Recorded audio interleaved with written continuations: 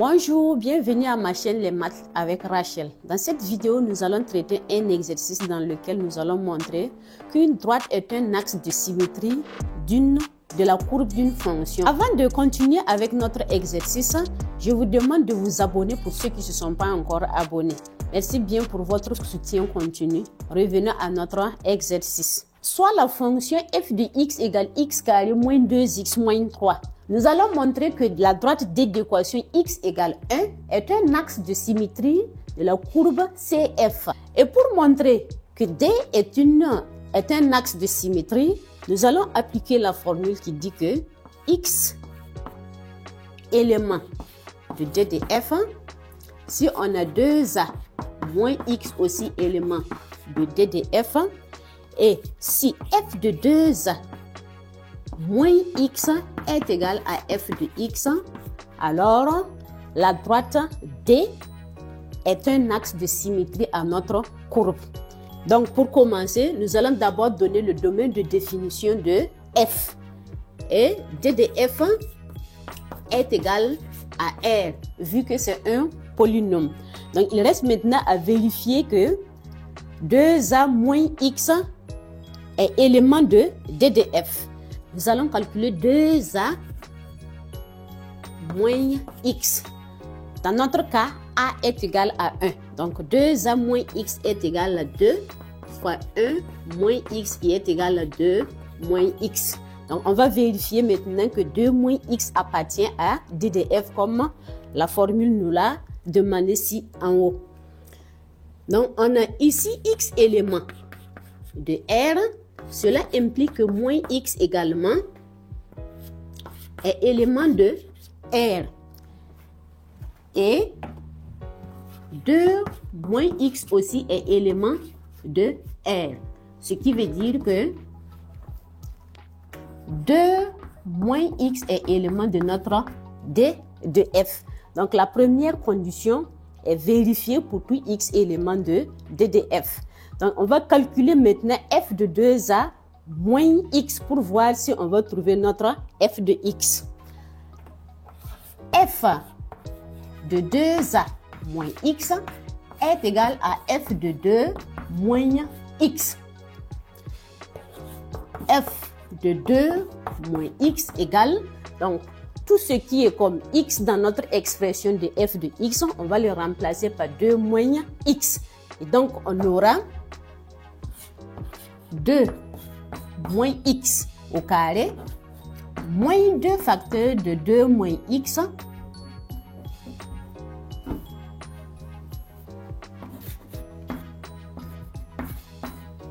moins 3.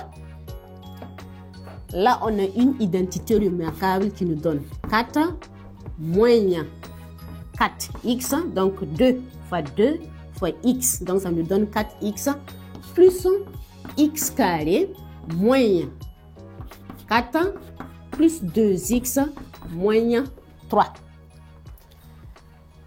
Ce qui nous donne x carré moins 4x plus 2x, ça nous donne moins 2x.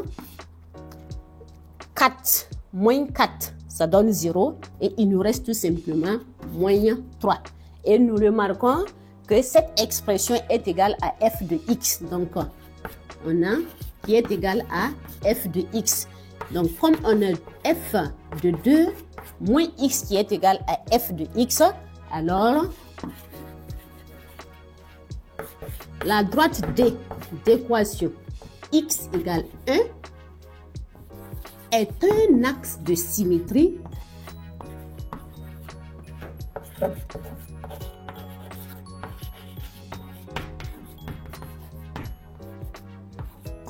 de CF.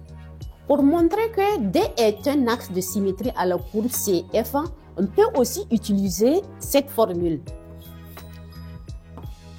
Pour tout H élément de R, tel que A moins H élément de D de F, A plus H élément de D de F, si on a F de A plus H, qui est égal à f de a moins h, la droite D d'équation x égale 1 est un axe de symétrie. Et dans ce cas, notre a est égal à 1 et h, c'est un réel tel que 1 moins h élément de D de f, 1 plus h aussi élément de D de f. Ce qui veut dire qu'on doit d'abord vérifier que 1 moins h appartient effectivement à notre domaine de définition avant de commencer la démonstration. Il en est de même avec 1 plus h élément de D de f. Et comme on avait donné notre D de f qui est égal à R, A plus H est égal à 1 plus H qui est aussi élément de R, R étant notre domaine de définition. A moins H est égal à 1 moins H qui appartient également à R. Donc on a A moins H qui appartient à D de F et A plus H qui appartient à D de F. Comme A moins H élément de D de F et A plus H est élément de D de F, on peut calculer maintenant F de A plus H et F de A moins H. Ainsi, nous avons F de 1 plus H est égal à 1 plus H, le tout au carré, moins 2 facteurs de 1 plus H moins 3, ce qui nous donne 1, donc 1 au carré, plus 2 fois 1 fois H qui nous donne 2H, plus H au carré, moins 2 H moins 3, ce qui nous donne H carré. On a 2H moins 2H qui donne 0. 1 moins 2 qui donne moins 1. Moins 1 moins 3 qui donne moins 4. F de 1 moins H est égal à 1 moins H, le tout au carré, moins 2 facteurs de 1 moins H, moins 3. Ce qui nous donne 1 moins 2H plus H carré moins 2 plus 2H moins 3. Ce qui nous donne H carré moins 2H plus 2H, ça me donne 0. Donc 1 moins 2, ça donne moins 1, moins 3, ça me donne moins 4. Et donc, nous avons f de 1 plus h qui est égal à f de 1 moins h. Alors, la droite D d'équation x égale 1 est un axe de symétrie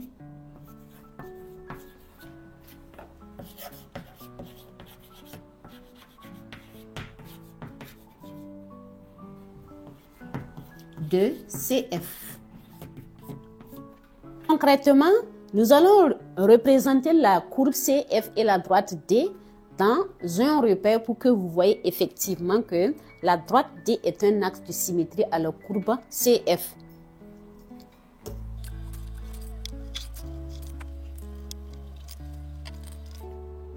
Pour représenter la courbe, nous allons prendre quelques points pour pouvoir représenter. Ainsi, nous allons prendre pour x égale 0. Pour trouver la valeur de f de x pour x égale 0, nous aurons f de 0 qui est égal à 0 au carré, moins 2 fois 0, moins 3 qui nous donne moins 3. Et nous allons considérer le cas où la courbe coupe l'axe des abscisses. Et pour cela, revient à résoudre l'équation f de x égale à 0, ce qui veut dire qu'on aurait x carré moins 2x moins 3 est égal à 0. On calcule le discriminant delta qui est b carré qui donne 4 moins 4 fois a qui est 1 fois c qui est égal à moins 3. Et donc ici on aura 4 plus 12, donc moins 4 fois moins 3 qui donne 12. Ce qui veut dire que delta est égal à 16. Et comme delta est égal à 16, nous avons x1 est égal à moins b, moins racine de delta, donc moins b qui donne 2, moins racine de delta qui donne 4 sur 2a. 2a qui donne 2. Et donc, x1 est égal à 2 moins 4 qui est égal à moins 2 sur 2 qui donne moins 1.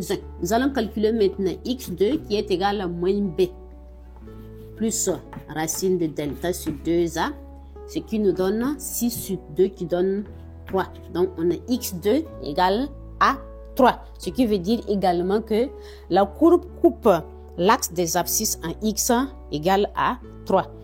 Donc, nous pouvons utiliser ces 3 points stratégiques pour pouvoir tracer notre courbe. Donc, la courbe va passer par x égale par le point de coordonnées moins 1, 0, également par le point de coordonnées 0 et moins 3, donc ici, également par le point de coordonnées 3 et puis 0, donc par là. Et maintenant pour x égale 1, donc ça veut dire au niveau de notre axe de symétrie, là ça va nous donner f de 1 qui est égal à 1 moins 2 qui donne moins 1, moins 3 qui donne moins 4. Donc ça veut dire que à x égale 1, nous allons trouver moins 4. Ce qui veut dire que la courbe CF et la droite D se coupent au point de coordonnées 1 et puis moins 4. On obtient ainsi la courbe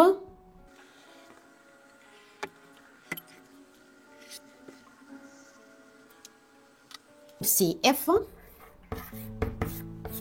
et la droite D d'équation x égale à 1. Et comme nous pouvons bien le remarquer, on voit que notre courbe CF est superposable par rapport à la droite D. Ça veut dire que si on plie notre courbe suivant la droite D, les deux parties sont superposables. Ce qui veut dire effectivement que la droite D est un axe de symétrie à notre courbe comme nous l'avons montré plus haut. Dans la deuxième partie, on nous donne la fonction g de x égale 2x moins 1 sur x moins 3 et le point A de coordonnées 3, 2. Nous allons montrer que le point A est un centre de symétrie de la courbe CG. Et pour cela, nous allons encore appliquer une formule qui dit que x élément de d de g, 2a moins x élément de d de g. Si on a f de 2a moins x plus g de x qui est égal à 2b, alors le point A est un centre de symétrie. Donc ici, notre A est égal à 3 et le B est égal à 2. Et pour commencer, nous devrons donner le domaine de définition de G. Donc D de G est égal à R privé de 3.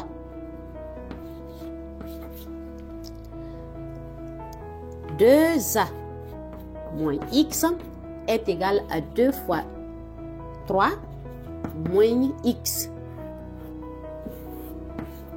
qui est égal à 6 moins x. Donc on va vérifier si 2a moins x appartient à notre domaine de définition. Alors x élément de d de g implique que x est différent de 3. Ce qui implique que moins x est différent de moins 3. Et donc 6 moins x est différent de 6 moins 3. Ce qui veut dire que 6 moins x est différent de 3. Par conséquent, 6 moins x appartient à d de g. Donc ça veut dire qu'on a vérifié notre première condition.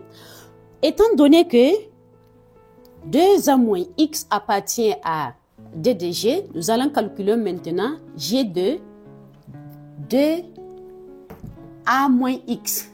Donc, G de 2A moins X est égal à G de 6 moins X.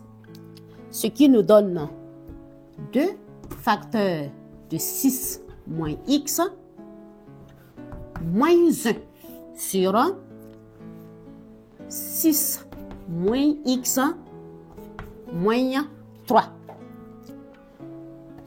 Ce qui implique que G de 6 moins X est égal à 12 moins 2X moins 1 sur 6 moins 3 qui nous donne 3. Donc sur 3 moins X. Ici, ça nous donne 11. Donc 12 moins 1 qui nous donne 11. Calculons maintenant G de 6 moins X plus G de X. Cela nous donne 11 moins 2X sur 3 moins X plus G de X qui est 2X moins 1 sur X moins 3. Nous avons ici les dénominateurs qui sont différents. Et donc, on va factoriser ce dénominateur par un moins. Et on aura ainsi moins 11 plus 2X plus 2X moins 1, le tout sur X moins 3. Ce qui nous donne 2X plus 2X qui donne 4X moins 11 moins 1 qui donne moins 12 sur X moins 3.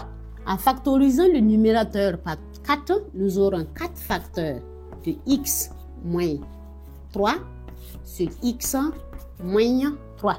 Donc les deux se simplifient et nous obtenons enfin G de 6 moins X plus G de X qui est égal à 4.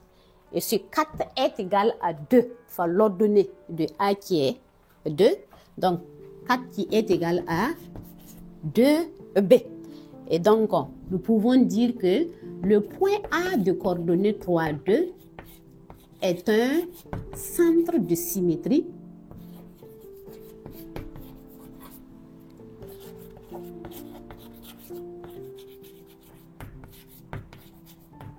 de CG. Il est aussi possible d'appliquer cette propriété qui dit que pour tout H élément de R, tel que A moins H élément de D de G, A plus H aussi élément de D de G, si on a G de A plus H plus G de A moins H qui est égal à 2B, alors le point A est un centre de symétrie. Et pour le faire, donnons d'abord D de G est égal à R privé de 3. G de A moins H est égal à G de 3 moins H. Et G de 3 moins H est égal à 2 facteurs de 3 moins H moins 1 sur 3 moins H moins 3. Cela nous donne 6 moins H moins 1 sur 3 moins H moins 3. 6 moins 1, ça me donne 5. Donc, on a 5 moins H sur moins H. G de A plus H est égal à G de 3 plus H. Ce qui nous donne aussi 2 facteurs de 3 plus H moins 1 sur 3 plus h moins 3. Et donc, on aura 6 moins 1 qui nous donne 5. Et ici, on aura 2h. Donc, 2h. Ici aussi, il y a une erreur. Donc, c'est moins 2h ici et non pas h. Donc, on a ici moins 2h sur moins h. Donc, on continue ici. Donc, cela nous donne 5 plus 2h sur 3 moins 3 qui donne 0. Donc, sur h, tout simplement. On va faire la somme des deux. Donc, g de a moins h plus g de a plus h est égal à 5 moins 2h. Donc, 5 moins 2h sur moins h plus 5 plus 2h sur h. On va faire montrer le moins de ce dénominateur au niveau du numérateur, ce qui nous donne moins 5 plus 2h plus 5 plus 2h sur h. Ainsi, nous avons moins 5 plus 5 qui donne 0 et 2h plus 2h qui donne 4h. Et donc, on a 4h sur h qui est égal à 4. Et ce 4 est aussi égal à 2b. B étant égal à 2, l'ordonnée de a. Donc, on a g de a moins h plus g de a plus h qui est égal à 2b. Alors, le point A de coordonnées 3, 2 est un centre de symétrie de CG du moins, de CG. Et une fois de plus, nous allons représenter la courbe CG et le point A pour voir effectivement que le point A est un centre de symétrie de la courbe CG. La courbe CG admet la droite d'équation x égale 3 comme asymptote. Et donc, on va tracer l'asymptote d'abord. Et donc, voilà notre asymptote verticale d'équation x égale à 3. Pour représenter la courbe, on va prendre quelques points stratégiques pour pouvoir tracer notre courbe. On sait que cette droite est une asymptote verticale. Et la limite de g de x, quand x tend vers 3 moins, donne moins l'infini. Ce qui veut dire que la courbe va croître, va tendre ici vers moins l'infini. Alors, prenons x égale moins 3.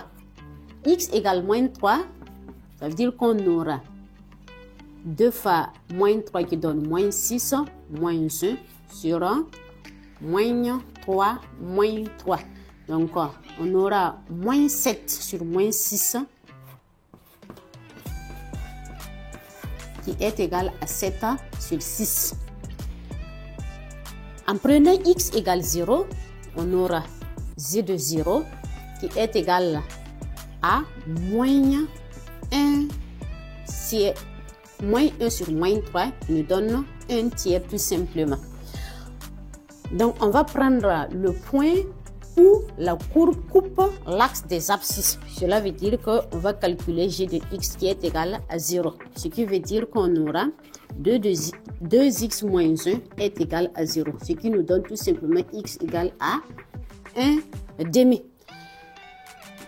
Donc, on va représenter cette première partie, puis l'autre partie. Donc, ça veut dire après l'asymptote. Pour x égale 0, on a 1 tiers.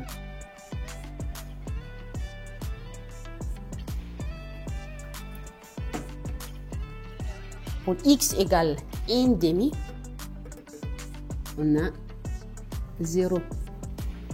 Donc, ça veut dire que la courbe coupe notre axe des abscisses ici. Et comme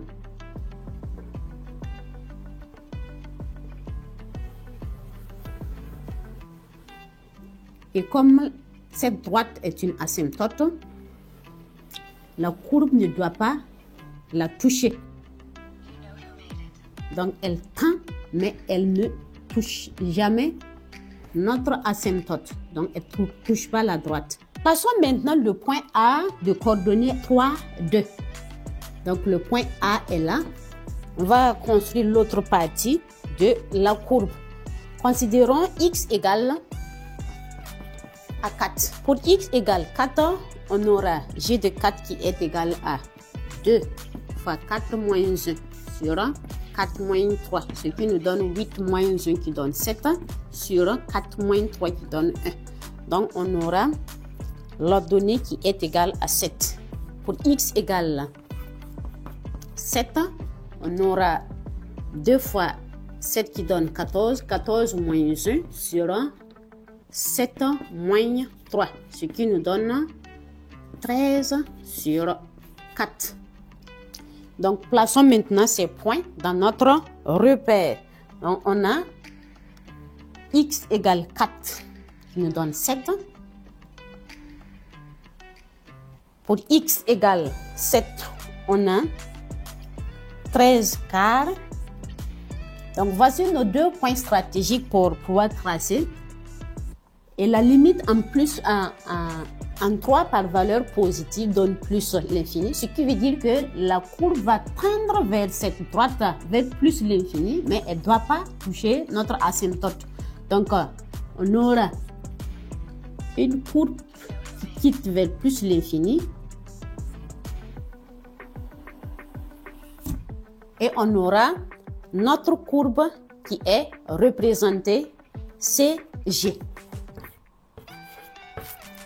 Et si on regarde bien, chaque point admet un point symétrique par rapport à A. Donc, si on prend chaque point sur cette partie, on va retrouver son point symétrique sur l'autre partie. Voici comment montrer qu'un point est un centre de symétrie d'une courbe et aussi qu'une droite est un axe de symétrie d'une courbe.